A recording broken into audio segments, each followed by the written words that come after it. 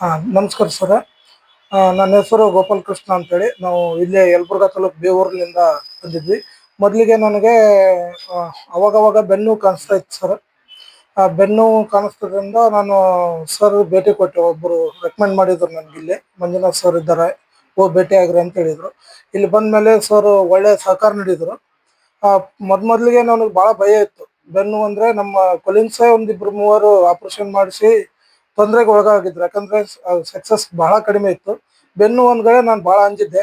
ಮೊದಲೇ ದಿನ ಭೇಟಿ ಮಾಡಿದಾಗ ಸರ್ ಅದ್ರ ಬಗ್ಗೆ ನಾನು 4 ತಿಂಗಳ ಹಿಂದ್ಗಡೆ ಬಂದಿದ್ದೆ ಸರ್. 4 ತಿಂಗಳ ಹಿಂದ್ಗಡೆ ಬಂದಾಗ ಸರ್ ಒಳ್ಳೆ ರೀತಿ ಕಾಲು ಅಡ್ಡಾಡಕ ಬರ್ತಿದ್ದಿಲ್ಲ ಸರ್. ಮುಂದ್ಗಡೆ ಸ್ವಲ್ಪ ಒಂದ್ ಹೆಜ್ಜೆ ಇಟ್ಟರು ಕೂಡ, ಒಂದ್ ಹೆಜ್ಜೆ ಇಡ್ಬೇಕಂದ್ರು ನಾ ಇವನ್ ಹೊರಗಡೆ ಒಂದು 4-5 ಹೆಜ್ಜೆ ಇಡ್ಬೇಕಂದ್ರೆ ಒಂದು ಹಾಫ್ ಅನ್ ಅವರ್ ಮೇಲೆ ಹೋಗ್ತಿದ್ದೆ.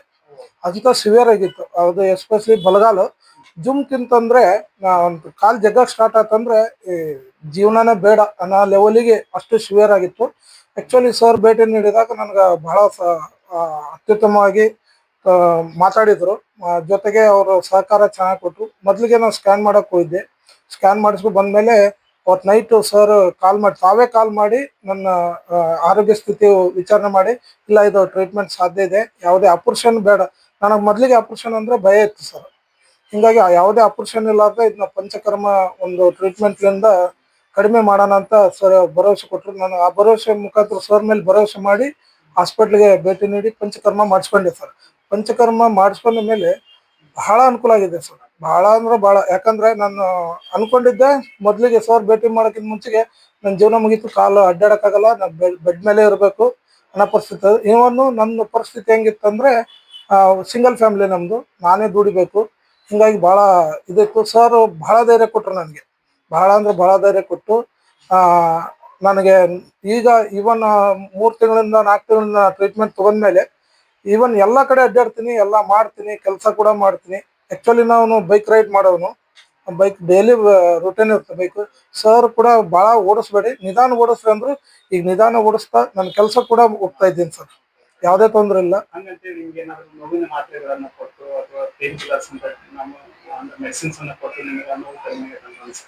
ಇಲ್ಲ ಸರ್, ನನ್ಗೆ ಆಯುರ್ವೇದಿಕ್ ಅನ್ನೋದು ಎಲ್ಲರೂ ಆಯುರ್ವೇದಿಕ್ ಹೋದಾಗ ನಾನು ಸ್ಟಾರ್ಟಿಂಗ್ ಅಂದ್ರು ಜನಗಳು ಹೊರಗಡೆ, ಆಯುರ್ವೇದಿಕ್ ಬಹಳ ಸ್ಲೋ ಆಗುತ್ತೆ, ನೀನು 2 ವರ್ಷ 3 ವರ್ಷ ಟ್ರೀಟ್ಮೆಂಟ್ ಆಗುತ್ತೆ, ನಿನ್ಗೆ ಆಗಲ್ಲ, ಮಾಡಲ್ಲ, ನೀನು ಸುಮ್ಮನೆ ಬೇರೆ ಕಡೆ ಆಪರೇಷನ್ ಮಾಡಿಸ್ಕೊಂಡ್ಬಿಡು ಅನ್ನೋ ಒಂದು ಲೆವೆಲಿಗೆ ಹೇಳಿದ್ರು.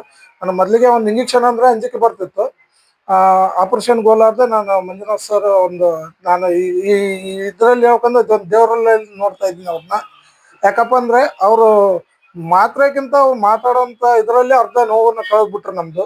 ಜೊತೆಗೆ ಇದ್ರಲಿಂದ ನನ್ಗೆ ಯಾವ್ದು ಪೇನ್ ಕಿಲ್ಲರ್ ಸೈಡ್ ಎಫೆಕ್ಟ್ ತೊಂದೇ ಇಲ್ಲ. ಆವಾಗ ಸರ್ ಏನು ಮೆಡಿಸಿನ್ ಏನು ಕೊಟ್ಟಿಲ್ಲ.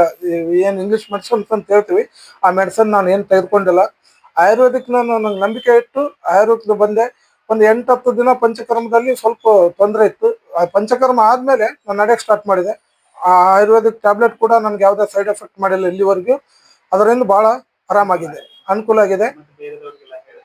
ಹೇಳಿದ್ದೀನಿ ಸರ್. ನನ್ನ ಜೊತೆಗೆ ಇರೋರಂತ ಒಂದು 8-10 ಜನಕ್ಕೆ ನಾನು ರೆಕಮೆಂಡ್ ಮಾಡಿದ್ದೀನಿ. ಜೊತೆಗೆ ನಮ್ಮ ಸರ್ ಕೂಡ ಹೇಳಿದರು, ನಮ್ದೊಂದು ಇದು ಮಾಡೋಣ, ಮೀಟ್ ಮಾಡೋಣ, ಸರ್ಗೆ ಹೇಳ್ರಿ ಅಂತ ಹೇಳಿದ್ದಾರೆ. ಮುಂದಿನ ದಿನದಲ್ಲಿ ನಾನು ಸರ್ಗೆ ಯಾರ್ಯಾರು ಇದಿಲ್ಲ ಆಯುರ್ವೇದಿಕ್ ಹೋಗ್ರಿ ತೋರಿಸ್ರಿ ಅಂತೇಳಿ ನಾನು ಯಾವುದೇ ದುಷ್ಪರಿಣಾಮಗಳು ಆಗಿಲ್ಲ ಸರ್. ಸೈಡ್ ಎಫೆಕ್ಟ್ ಇಲ್ಲೇ ಇಲ್ಲ. ಆಯುರ್ವೇದಿಕ್ಗೆ ಯಾವುದೇ ಸೈಡ್ ಎಫೆಕ್ಟ್ ಇಲ್ಲ.